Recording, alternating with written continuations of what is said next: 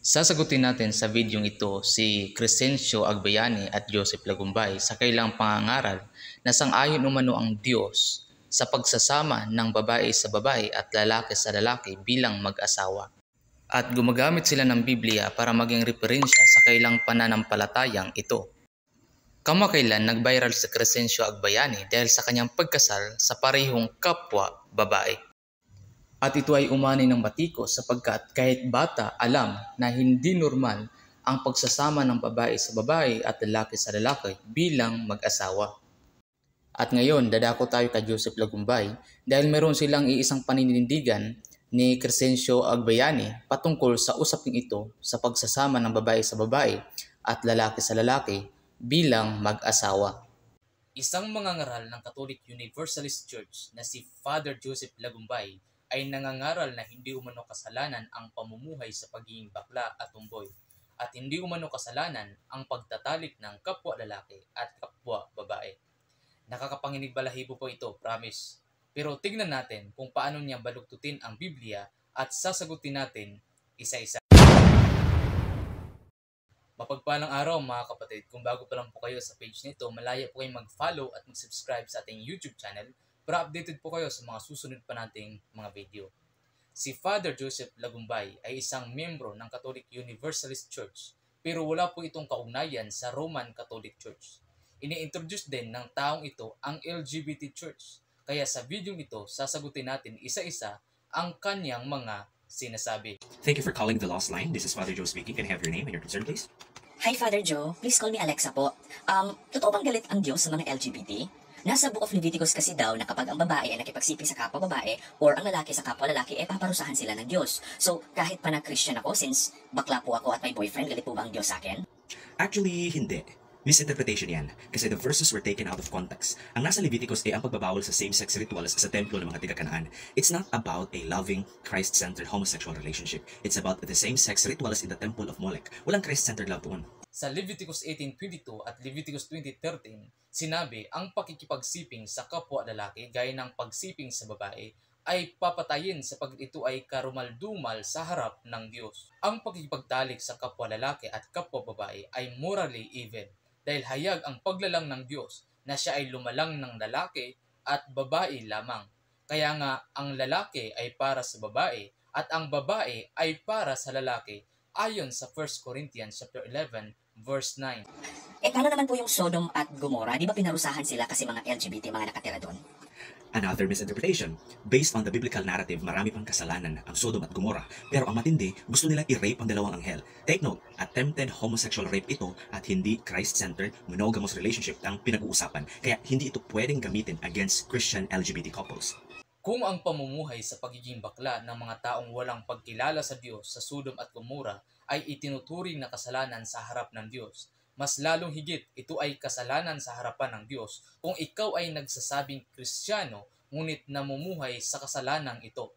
Isa kang hidwang Kristiyanong ituturing ng Diyos sapagkat sabi sa 2 Timothy chapter 2 verse 19, hayaan na ang tumatawag sa pangalan ng Panginoong Hesukristo ay lumalayo sa anumang kasalanan. Kung itinuturing mong Kristiyano ang iyong sarili, bakit ka pa mamumuhay sa pagiging bakla kung alam mo naman sana ayon sa Biblia na ang pagiging bakla ay kasalanan sa harapan ng Diyos? Paano po yung nasa epistles ni St. Paul sa Corinthians at Romans? Hindi po ba sabi niya hindi mapupunta sa langit ang mga homosexuals?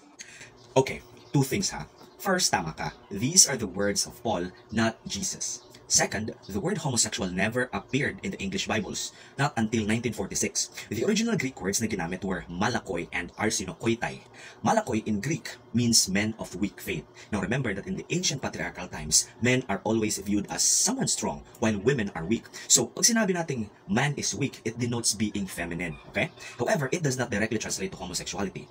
Now, other biblical scholars would say that Malakoi means male prostitutes that engage in homosexual sex. Again, ang context nito ay prostitution, not a Christ-centered monogamous relationship. Now, the word arsinokoitai means older men who takes sexual advantages to younger boys. So this pertains to pedophilia and not to same-sex relationships in general. Yes, ang salitang homosexual ay isang modern terminologies upang itukoy sa mga namumuhay sa pagiging bakla at tumboy. Pero hindi porket modern terminologies ito ay hindi nangangahulugan na ang mga namumuhay sa pagiging bakla at tumboy ay hindi kasalanan sa harapan ng Diyos. Ang Greek word na malakoy ay ginagamit para sa dalawang kapwa lalaki o kapwa babae na nag-iibigan. Ang Greek word na arsenokoitai naman ay para sa kapwa lalaki o kapwa babae na nagtatalik. Ngayon, ayon sa 1 Corinthians chapter 6 verse 9 and 10, hindi ba ninyo alam na ang mga makasalanan ay walang bahagi sa kaharian ng Diyos?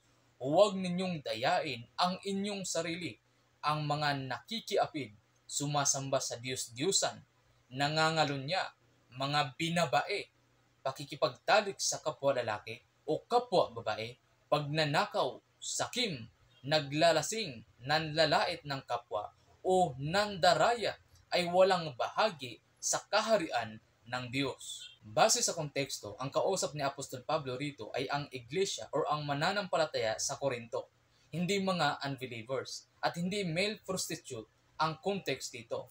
Kasama sa pag-unawa sa konteksto ay ang intensyon ng sumulat. Kahit pa sabihin niya na ang context dito ay male prostitute, mali pa rin yan dahil ang pakikipagtalik sa kapwa lalaki o kapwa babae ay karumal-dumal sa harapan ng Diyos. Kaya ang gustong iparating ni Apostol Pablo sa Church of Corinthians na bilang mga Kristiyano ay hindi nararapat makita sa kailang pamumuhay ang mga kasalanang nabanggit sapagkat mula nung ang tao ay sumampalataya sa Panginoong Hesukristo ay hindi na siya alipin ng pagkakasala kundi alipin sa katuwiran ng Diyos. Kasama nga rito ang malakoy or pagiging binabae at arsenokoitai or pakikipagtalik sa kapwa lalaki or kapwa babae ay hindi nararapat makita sa ating pamumuhay dahil ang kasalanang ito ay gawain ng mga hindi magsisipagmana sa kaharian ng Diyos o sa mga unbelievers. Sa Romans chapter 1 verse 26 and 27 naman, ayaw nang makipagtalik ng babae sa lalaki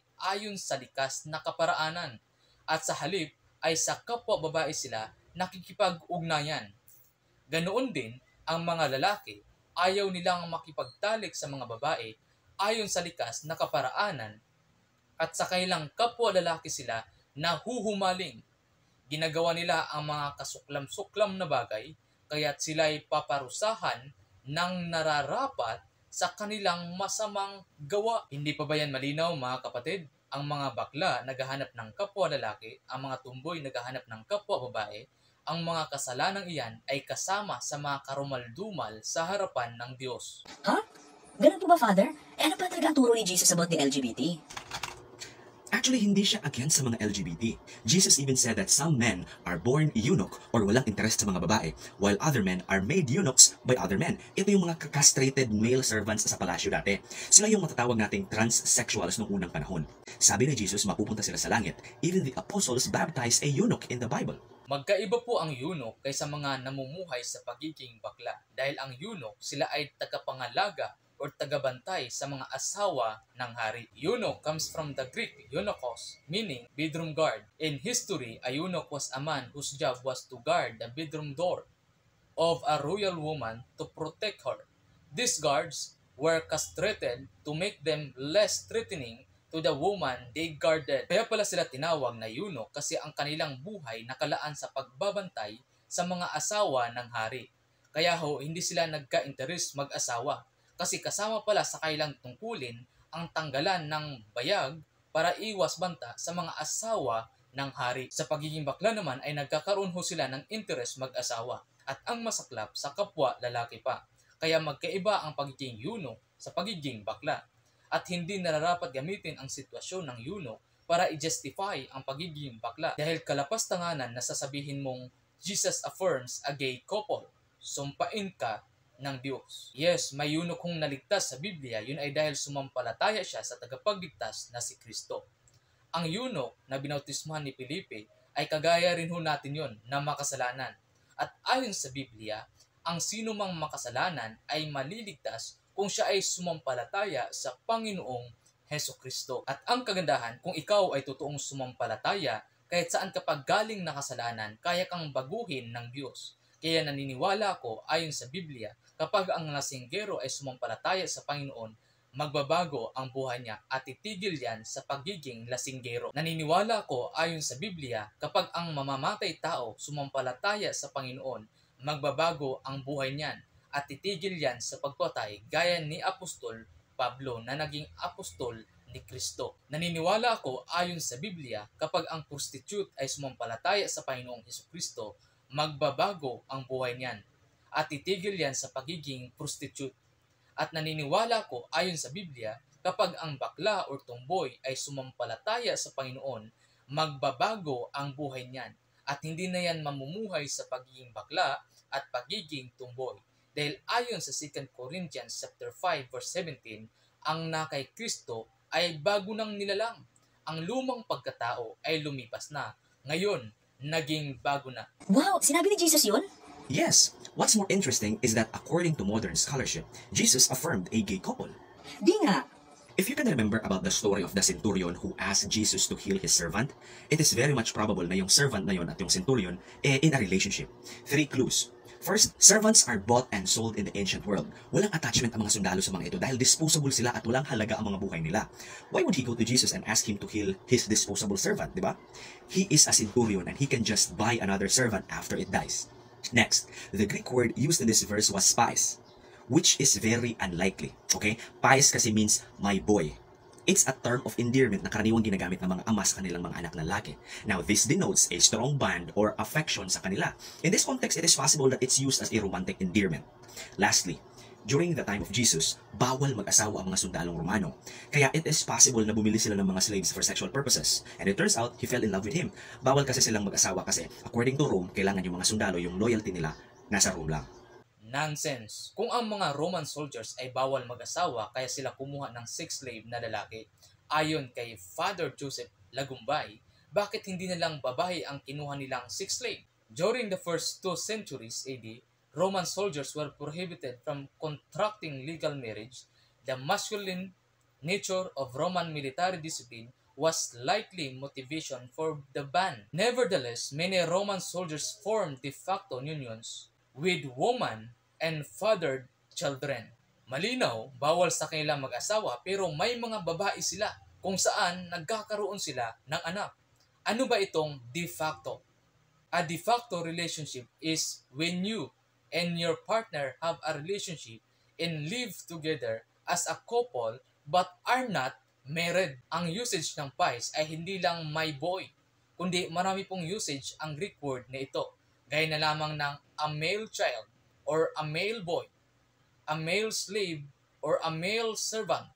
Thus, a servant of God, especially as a title of the Messiah, a female child or a female girl. Yan po ang usage ng pais. Ngunit para lang maipagtanggol ang kanilang pagiging membro ng LGBT, pati ang kwento ng centurion at ng servant ay binigyan agad ng maduming pag-iisip. Masama ba na ang isang amo ay nagkaroon ng malasakit sa kanilang servant? Katulad ni Joseph, anak ni Jacob sa Old Testament, nagkaroon siya ng strong relation kay Potiphar as a servant.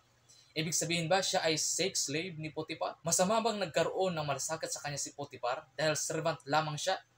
No. Nakakatouch naman po ang romantic ng story na yan. Parang magandang gawing BL series sa Netflix. Now, speaking of a good BL series, try reading the story of Jonathan and David in the Old Testament. Magugulat ka. Mas maganda pa yan kaysa sa mga Korean love stories ngayon na nakaset up sa Joseon era. Really, Father? Kung babasahin nyo ang kwento ni David at Jonathan, wala hong sasagi sa isip nyong karumihan dahil ang relasyon na meron sila ay bilang pagiging matapat na kaibigan sa isa't isa. Hindi po kagaya ng pag-iisip ni Father Joseph Lagumbay na binigyang maruming pangunawa ang kwento para lang maging panlapat sa kailang agendang maipagtanggol ang LGBT community sa pamamagitan ng Biblia dahil gusto nilang iparating na ang Diyos ng Biblia ay agree sa pagiging bakla at tumboy at pagsisiping ng kapwa lalaki at kapwa babae. Ngunit ang Biblia ay malinaw na sinusumpa ng Diyos ang mga gumagawa sa kasalanang ito. Imposible ba na higit pa ang pagmamahal mo sa kaibigan kaysa magulang or sa kapatid? Hindi po ayon sa Proverbs 18:24. Ngunit may kaibigang higit pa kaysa kapatid. Kaya ganun na lamang ang pagkakaibigan ni David at Jonathan. How about sa mga lesbians po? Meron din po ba sa Bible? Well, according to some Bible scholars, the story of Ruth and Naomi in the Old Testament could be a story of a lesbian couple. Kung babasahin mong mabuti ang vow ni Ruth kay Naomi, it is actually a modified version sa wedding vows natin ngayon. Till death do us part. Sino kayang mga Bible scholars ang pinagkukunan nito? Basahin ninyo ng buo ang kwento ni Ruth at Naomi. makikita ninyong masyado lang marumi ang pag-iisip ng mga taong bumabaluktot ng Biblia para maging panlapat sa kailang maling paninindigan. Dahil makikita po ninyo sa kwento ni Ruth at Naomi na ang dalawang ito pareho po nagkaroon ng asawang lalaki. Common sense lang ang gagamitin natin.